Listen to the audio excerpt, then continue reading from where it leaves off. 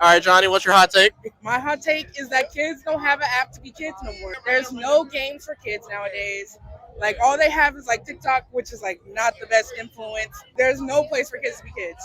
I would disagree. I would say they have Fortnite, they have Roblox. I think that being able to have access to the internet, like through TikTok, through Instagram, through all these social media platforms, is beneficial for them to be able to interact with the people that they go to school with on a regular basis.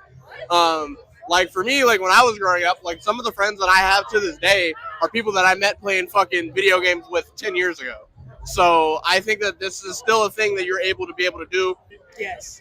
But I feel like they're accessing them too young, like middle school, like Okay. 11 to like 13. I feel like they can start accessing stuff like that. But like elementary school to kindergarten, I feel like they don't need to be on TikTok, YouTube. You know, we live in a society that's based on everybody being able to interact with one another, whether it's through video games, like I'm saying. What they're doing in like Australia with like the social media ban, have you seen that?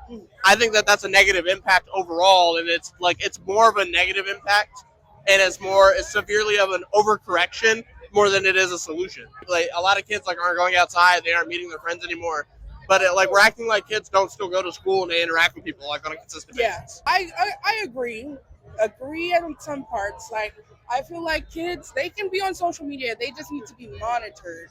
You know what I mean? Like a lot of parents, they complain about kids being on social media, but they're not monitoring their kids. I would argue that the reason that they're complaining about the kids being on social media is because they're letting social media raise their kids instead of raising their kids. Yes. Me, like if I had kids, my personal opinion is that I wouldn't let them have a phone until they turn 10. Me too. But that's just because of how I feel about social media.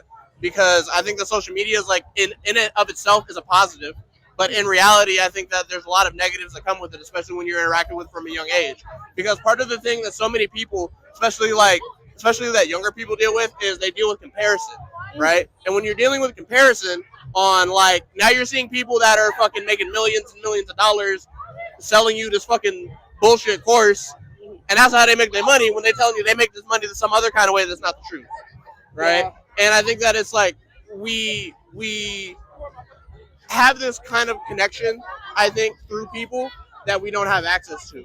I think that a lot of the things that social media promotes are negative. I think that like Yes. there's a high method of like misogyny and transphobia, and like instead of like trying to connect each other, I think that we try to be able to separate those who are different.